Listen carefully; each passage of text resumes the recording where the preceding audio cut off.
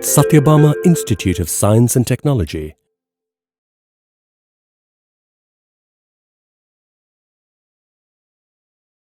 Hello everyone, myself Dr. Nandhini, Assistant Professor, Department of Computer Science and Engineering, Sathyabama Institute of Science and Technology. So in this video I am going to discuss about the topic Convolutional Neural Network, CNN. So before we are going into what is CNN, we should know about learning. So what is meant by learning? Learning is nothing but converting the digital data into actionable forms.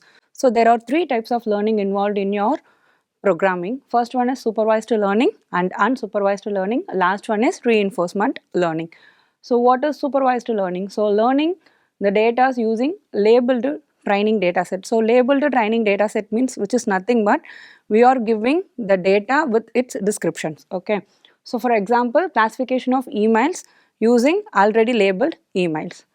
Next one is unsupervised learning. So discover patterns in an unlabeled data. So unlabeled data means we are giving random inputs. The system will learn itself and classify the outputs. So for example, clustering a similar set of documents based on the text involved in the documents. So last one is reinforcement learning. So this kind of learning is nothing but the system will learn to act based on the rewards getting from the opposite system or humans. Okay. So for example, self-driving cars are the example of reinforcement learning. So next one is machine learning. So what is machine learning? Machine learning is a class of artificial intelligence method which allows the system to self-learn the model without being explicitly programmed. Okay. So how the machine learning algorithm works? So now we are giving a labeled data sets. These data are entering into machine learning algorithm. There are so many machine learning algorithms are available nowadays. So while the data are given to the machine learning algorithm, what the algorithm will do means it will perform classification. So based on the classification, it will create a learned model. Okay. So after the training is completed, in case of testing or in the prediction phase, what we do means we again give the labeled or unlabeled data to the learned model. Now the model will predict the answer correctly. So next one is deep learning. So deep learning is where the technology structures using a artificial neural networks like human neurons. Okay. So it makes what the deep learning will do means it will solve the complex problems in a short period of time. So this is the example for machine learning. First, we are giving a car image as an input. Okay. There are two phases involved in machine learning. First one is feature extraction and another one is classification phase. Okay. So in the feature extraction phase, what it will do means it will get the input image or whatever the input data we are giving. It will take the important features or points located in the images. Okay. To which is easy for classification. So after extracting the features in the feature extraction phase, the extracted features are fed to the classification phase where the classification happens and it will give the output whether it is a car or not. But in deep learning, what it will do means the both feature extraction and the classifications involved in a single phase. So whatever the input we are giving to a deep learning model, it will go to the model and come as an output only. We cannot able to know what is happening in the deep learning model. Okay, so deep learning has an inbuilt automatic multi-stage feature extraction phase. Next one is artificial neural network. So deep learning involves artificial neural networks only. So it is a kind of artificial neural network model which involving neurons. Okay, why we are using neurons means in human brain it involves so many neurons which is used to pass the information to all the other organs in our body. Okay, so likewise in the artificial neural network so many neurons are located in the model. What the model that neurons will do means it will pass the informations or extracted features located from the image which is very useful to classify the output. So what is convolutional neural network? So convolutional neural network is a special kind of architecture in our artificial neural network. So it was proposed by Jan LeCun in 1988. So mostly CNN how it takes the features means it takes the features like our human eye, visual cortex. So one of the most popular use of this architecture is image classification. So nowadays in the entire world for easy image classification they are all using everyone is using convolutional neural network only in a deep learning model.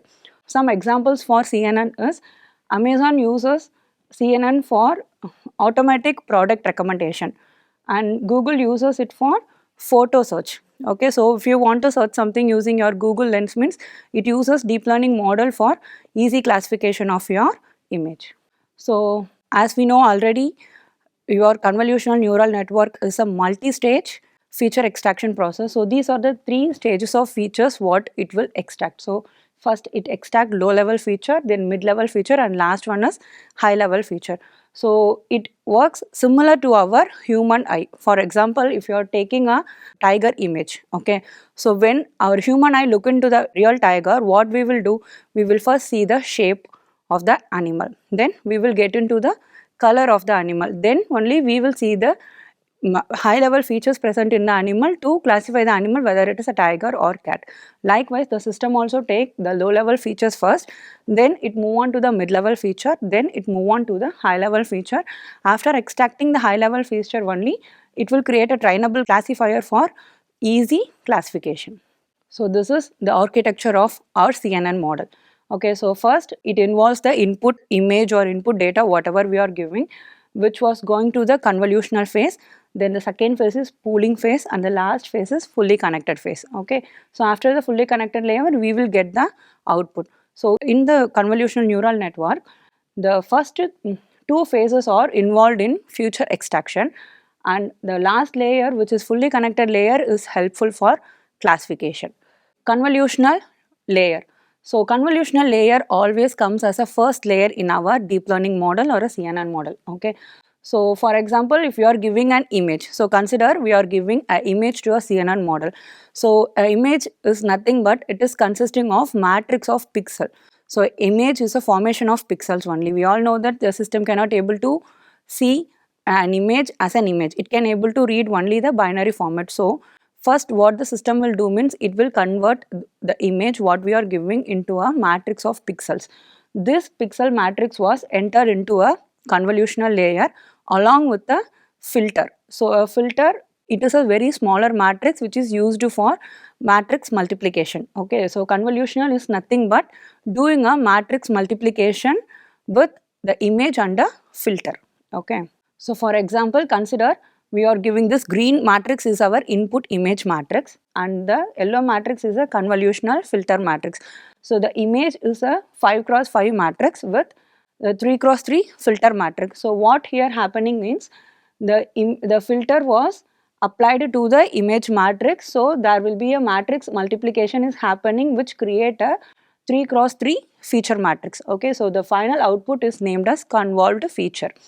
Okay, so after passing the filter across all the position in the matrix from top left, from the top left of the image matrix, it will continuously passing to the bottom right of your image matrix. Okay, so by doing this kind of calculation, we can get our convolved feature. So next one is activation function. So each and every convolutional layer in our convolutional neural network involves a activation function. So activation function which is used to determine the neural network whether it is yes or no. Okay, so there are two kinds of activation function. One is linear activation function and another one is non-linear activation function. So what is a linear activation function? So linear activation function is nothing but it ranges from minus infinity to plus infinity, and it is a straight line. So we cannot able to confine our output in a straight line. So most of our convolutional neural network uses non-linear activation functions. Okay, so a non-linear activation function is an logistic model or a curved model. So in this curve, we can able to confine the datas each and every one separately. So there are 4 different kinds of activation function, not only 4, there are many different kinds of activation function, but these 4 kinds are basic model or most used model in our neural networks. So first one is sigmoid. So sigmoid is nothing but a logistic activation function which ranges from 0 to 1. Okay, so most probably sigmoid activation function is used to determine whether it is a 0 or 1 or yes or no. In case of any 2-class problem, we are going to use sigmoid activation function only. Okay, so this is the sigmoid curve. In case of multi-classes problem, so if your problem statement having an output of more than 2 classes means we have to go for softmax activation function. So next one is tan h. Tan h is nothing but hyperbolic tangent, which is better than your sigmoid because it involves -1 to 1. So it ranges between -1 to 1. So this is the classification of your sigmoid curve and a tan h curve. So here we can able to see that your tan h curve is start from -1 to +1, and your sigmoid curve ranges from 0 to 1. So what is the major advantage of using tan h means it will take into account of negative features also. Next one is ReLU, rectified linear unit. So this is the most used activation function nowadays in your deep learning model or convolutional neural networks. So this is the curve of your ReLU model. It ranges from 0 to 1. So it is a half rectified model. So here it ranges from 0 to infinity or 0 to 1. It doesn't consider any negative values involved in your neural model or in your feature classification. So what will happen means it doesn't consider any negative values, it take an account of only 0 value. So what will happen? The model will does not fit into your system. So by that case, it arises a problem named dying ReLU problem. So to overcome the dying ReLU problem, a leaky ReLU was introduced. So what the leaky ReLU will do means, so the curve of ReLU will looks like 0 to infinity. But in case of leaky ReLU, there is no point as 0. So it will change every point of 0 into 0.01.